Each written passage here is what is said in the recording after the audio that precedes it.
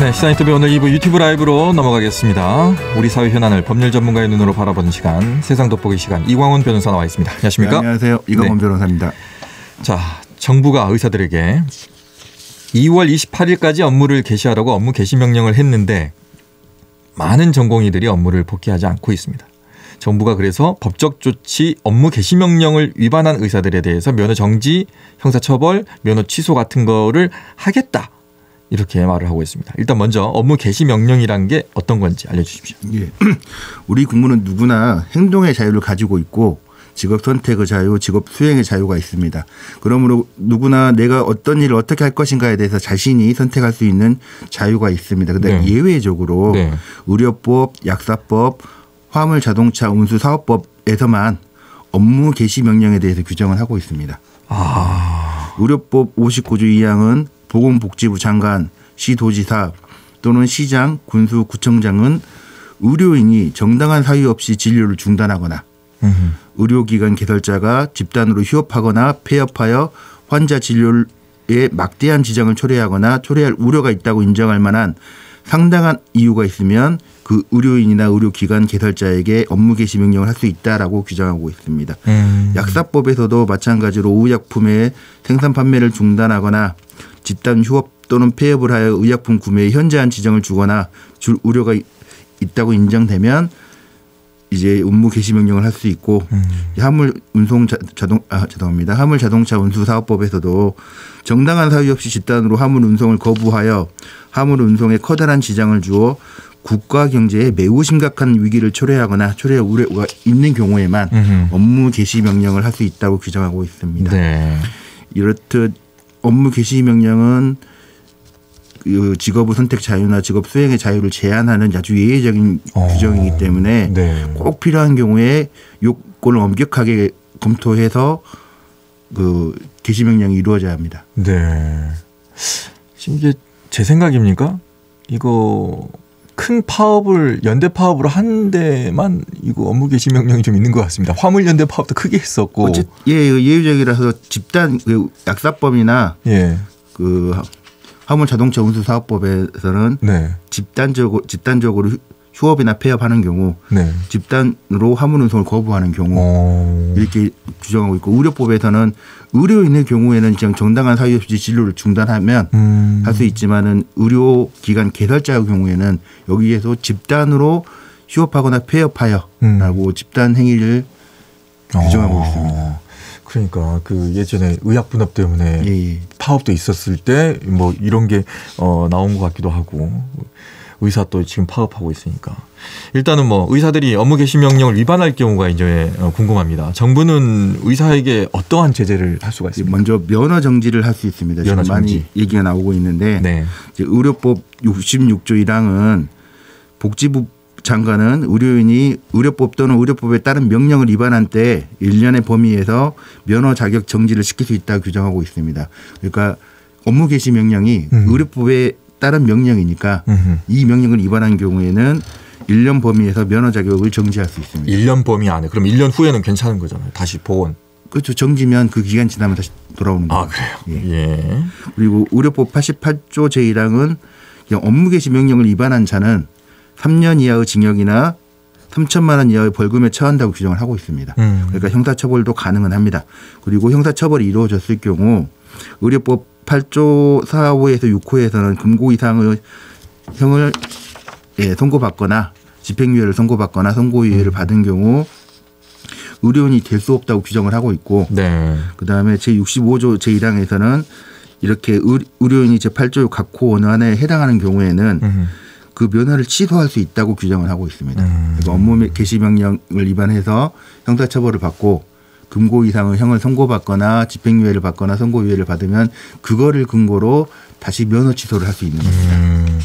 그러니까 면허 취소를 할 수 있다. 한다 이게 아니고 해야 한다라는 규정이 있는 법률도 있는데 해야 한다도 있다. 근데 여러 가지가 있습니다. 의료법에서는 할 수 있다고 되어 있습니다. 법은 너무 어려운 것 같습니다. 현실적으로 정부가 업무 개시 명령을 위반한 의사에 대해서 이런 면허 정지 같은 행정 제재를 지금 한다고 하는데 할 수 있을까요? 가능은 한데 꼭 모두 가능하다고 단언하기도 어려운 점이 있습니다. 예. 앞에서 말씀드린 바와 같이 업무 개시 명령은 예외적인 규정으로 그 요건을 엄격하게 해석해야 되고 따라서 정부가 의사에 대해서 행정 제재를 가하더라도 그 행정 제재 원인이 된 업무 개시 명령이 정당한지 그렇지. 여부에 대해 다툼이 있을 수 있고 법적인 다툼이 있을 수 있죠. 만약에 그 면허 정지 등 행정 제재를 하면 네. 당연히 행정 심판이나 행정 소송 등을 통해서 뭐 법원의 판단을 받아봐야 될 것입니다. 그러면 그 법원의 판단을 받는 그 과정에 시간이 걸리잖아요. 예. 그때까지는 면허 정지가 아닌 거잖아요. 그때는 먼저 소송상으로는 집행정지 신청도 같이 해가지고 네. 면허 취소 처분의 효력을 정지시켜 놓습니다. 그러면 의료 활동할 수 있는 거예요? 예. 그러니까 법리적으로 싸움을 할 때는 의료 행위를 할 수 있는 거잖아요. 예. 만약에 뭐 그 면허 정지 3개월을 했다. 네. 근데 행정심판이 행정소송을 하는데 이걸 정지시켜 놓지 않으면 네. 소송하는데 3개월이 지나버리잖아요. 그렇죠. 그러면 소송하는 의미가 없어지는 거죠. 그러니까 소송이나 행정심판을 할 때는 그 면허 정지 처분의 집행을 정지해달라라고 집행정지도 같이 신청을 해가지고 그 처분의 효력을 멈춰놓고 법적 다툼을 하는 겁니다. 끝까지 가면은 한 4, 5년 걸리지 않습니까? 그거는 경우에 따라 달라지는 거라서. 예, 계속 말씀해 주시죠. 예. 그리고 또한 뭐 요즘 문제가 되는 게 사직서를 제출하거나 네. 재계약을 하지 않은 경우 그러면 이제 그렇지. 정말로 이제 대학병원에서 일을 안 하겠다. 그래서 계약관계가 끝났다. 조금 전에 뉴스 나왔어요. 네. 그 대학병원에서 그 전문의가 사직서 냈다고. 네. 이제 그런 경우에는 업무 개시 명령을 해도 어디 할 데가 없잖아요. 그렇죠. 이럴 경우에 업무 개시 명령 위반이 되는지 여부도 지금 좀 논란이 많이 되고 있습니다. 그렇지. 사직서 내버렸는데 사직서 낸 사람한테 근데 수리가 안 돼 있으면 그 부분도 있는 것 같습니다. 근데 재계약 같은 경우는 재계약을 포기해버리면 그렇지. 그렇지. 그거는 좀 문제가 될 수 있습니다. 송달의 문제 이렇게 지금 적어 오셨거든요. 이거는 무슨 말입니까? 어쨌든 업무 개시 명령도 행정처분이잖아요. 네. 그럼 행정처분이면 특별한 규정이 없는 경우에는 문서로 해야 되고 이런 문서가 송달이 돼야지 효력이 발생을 합니다. 그러면 수치를 해야 되잖아요. 예. 수치를 안 하면 효력이 발생을 안 하는 거예요. 일부러 안 받을 수도 있습니까? 그럼? 예. 그리고 문서가 아니더라도 당사자 등의 동의가 있는 경우 그리고 당사자가 전자문서로 처분을 신청한 경우에는 전자문서로도 할 수 있습니다.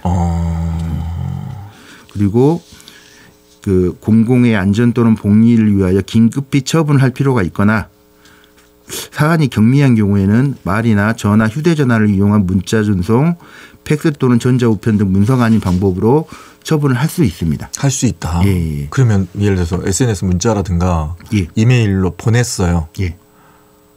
그러면 받는 사람이 받고 안 받고의 확인 여부 없이 그냥 보낸 걸로 그냥 해버립니까? 그게 문제가 되는 게 송달의 문제인데요. 이게 송달이 되어야 되는데 이게 정신통신망을 이용한 송달의 경우에는 송달 받는 자가 동의한 경우만 가능하다고 말씀드렸잖아요. 동의하지 않는 경우는 이게 문자로 보내는 것도 정보통신망을 이용하는 거잖아요. 그렇지. 동의하지 않은 경우에 문자로 송달을 한 게 송달이 효력이 있냐? 이것도 문제가 되고 수신거 보여놨을 수도 있잖아. 이것도 문제가 전화기 꺼버려. 그 전에 뭐 이런 업무 개시 명령이 있었기 때문에 양쪽 다 정부나 그 의료인이나 양쪽 다 대비를 하고 있습니다 지금. 그래서 이전에 문자로 받겠다라는 동의를 받아놨을 수도 있습니다. 문제가 없는 시기에. 맞아. 그거 클릭하게 돼 있어. 뭐 이렇게 뭐 동의 뭐 이렇게. 그렇게 받아놨을 수도 있고 마찬가지로 지금 의료인 의사들도 이런 문자를 안 받기 위해서 핸드폰을 꺼놓고 꺼놓거나 아니면 거부를 해버리기 때문에 송달이 언제 되었냐. 송달이 안 됐는데 이 업무 개시 명령을 위반했다고 할 수는 없잖아요. 효력이 발생하지 않았는데. 그런 문제 등이 있습니다. 그래서 의사가 전화기를 꺼놔서 문자가 단말기 자체에 입력 수신이 되지 않았다면 송달로 볼 수 없는 문제도 발생합니다. 근데 이제 예를 들어서 지금 의사협회에 다 가입이 돼 있잖아요. 그럼 의사협회에 가입돼 있는 사람의 대표성을 가진 사람에게 이거 보내줘요. 그 사람이 받아버리면 그 사람한테만 효력이 있는 거예요. 아, 그 사람한테만 효력이 있는. 아니 전체 의사협회의 단체로 보냈는데. 그러니까 처분은 개인한테 해야 되는 거라서. 아, 개인한테 해야 되는 그리고 거라서. 지금 무사 뭐 거기 단체가 네. 단체 대표성이 있는지 여부도 지금 다투고 있는 걸로 알고 있습니다. 아, 그래요? 그래서 뭐 대화할 상대가 없다 뭐 그런 얘기도 많이 하고 있던데요. 야, 이게 복잡하구나. 그리고 이번에 공시송달도 나왔는데. 공시송달은 뭡니까? 예, 공시송달은 저희가 그 법원에서도 하는데 네. 만약에 송달 받을 자의 주소 등을 통상적인 방법으로 확인할 수 없는 경우 네.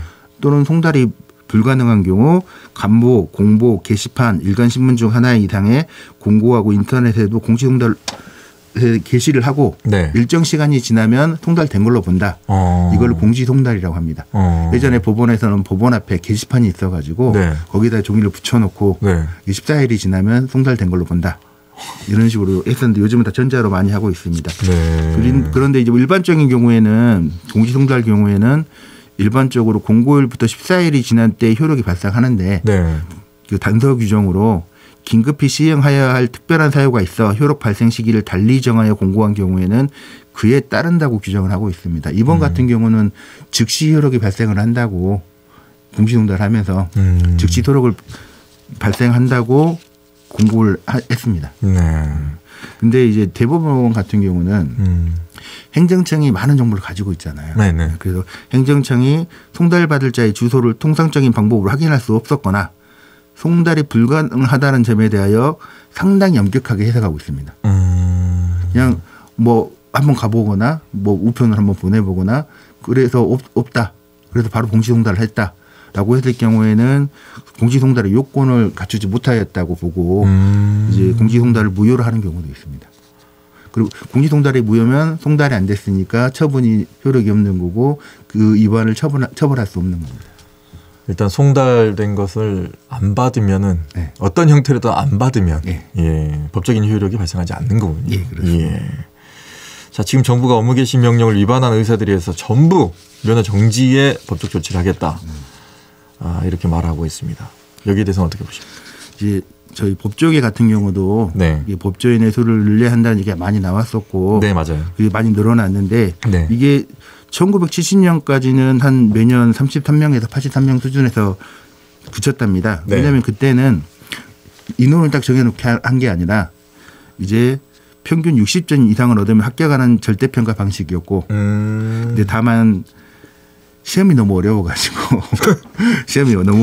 합격 인원이 많지 않았답니다. 유급되고 막 그러시는 분들이 있잖아요. 예. 그러다가 이제 1978년에 100명 선을 처음으로 돌파했고 81년에 300명 96년에 500명까지 늘었다가 97년부터 100명씩 증원해서 2004년에는 1000명까지 예, 이제 합격 정원을 늘렸고 그다음에 2010년부터는 다시 그 로스쿨 법학 전문 대학원이 생기면서 여러분 지금 법전 얘기입니다. 법학 전문 대학원 얘기입니다. 지금 의사 얘기 아닙니다. 숫자가 줄어가지고 2017년에 마지막 5명으로 했는데 예를 들어드린 겁니다. 지금. 예.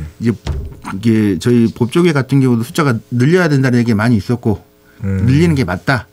라고 했어도 순차적으로 차근차근 하고 이제 뭐 제도 개선도 하고 이렇게 병행을 했는데 네. 이번 같은 경우는 너무 급작스럽지 않았나 싶긴 합니다. 한 번에 2,000명. 예. 네. 저도 기본적으로는 의사 증원에 찬성하는 입장인데 네. 국민의 건강권 생명권을 담보로 의사들이 집단 행동하는 것이 정당화될 수는 없잖아요. 마찬가지로 정부도 갑작스럽게 의대 입학 정원을 3,058명에서 5,058명으로 2,000명을 늘리면 네. 의료계 반발이 있을 거는 충분히 예상할 수 있었잖아요. 400명 늘린다 할 때도 난리 났는데. 그런데 그 정부가 의료 인력 증원과 관련해서 사전에 뭐 의료계와 소통하고 설득하고 홍보하고 협의하고 다양한 방법으로 의견을 나눌 수도 있고 그렇죠. 이거 늘리는 방법도 순차적으로 증원을 이룰 수도 있는데 이러지 않고 바로 한꺼번에 이렇게 올린 게 과연 좋은 방법이었는지 그 부분이 좀 의심스럽고 이제 가장 문제가 되는 게 업무 개시 명령을 한 게 의료 인력이 없어서 환자들이 피해를 본다라는 거잖아요. 네, 맞아요. 네. 그런 상황에서 6,000명, 뭐 9,000명이 숫자가 좀 다르긴 한데 이런 사람들을 다 면허 뭐 취소는 아니더라도 정지를 한다라고 하면 실질적으로 의료 공백이 더 길어지지 않을까 싶습니다. 저는. 그때는 이제 대란이 일어나는 거죠. 그런 상황에서 가장 피해를 보는 건 또다시 환자든 국민이 피해를 보게 되는데 정부가 업무 개시 명령 위반한 다수 의사에 대해서 전부 면허정지 등 행정 제재를 한다고는 하는데 이제 만약 해결됐을 경우에도 계속 그렇게 할지는 좀 의문입니다. 예. 그리고 마지막으로 네. 저희 법학에서는 네. 형법은 형벌이라는 가장 강력한 수단을 사용하는 것으로 다른 수단에 의하여는 법익을 보호하기 불가능하거나 부적절한 경우에만 최후의 수단으로 보충적으로 적용해야 된다. 그래서 이제 최후 수단성이라고 저희는 얘기를 하는데 제일 마지막에 형법을 가지고 와서 문제를 해결해야 된다라고 해야 되는데 요즘은 서로 이야기하고 합의하고 협의하기보다는 형벌이나 행정제재를 우선 다른 것보다 먼저 적용하는 반대로 우선 적용하는 게 아닌가 하는 우려가 있습니다. 사회적인 어떤 합의 같은 거 예. 이런 게 좀 아쉽죠 요즘에. 예, 그런 게 좀 대화를 하고 막 토론을 해가지고 좀 시간이 좀 걸리더라도 최선의 방향으로 나가야 되는데 이게 뭐 정답이 없는 거잖아요. 예. 예, 최선의 답을 찾는 거지. 예, 근데 그런 게 좀 아쉽습니다. 지금 현재 보면. 예, 그리고 좀 전에 좋은 말씀 해주셨는데 법은 제일 마지막에 예, 제일 마지막에 처음부터 압박용으로 하는 게 아니라 제일 마지막에 하셨으면 좋겠습니다. 자, 말씀 잘 들었습니다. 예, 이광훈 변호사와 함께했습니다. 고맙습니다. 예, 감사합니다. 언제 어디서나 내 손 안의 뉴스. 광주 MBC 뉴스 유튜브 구독으로 함께하세요.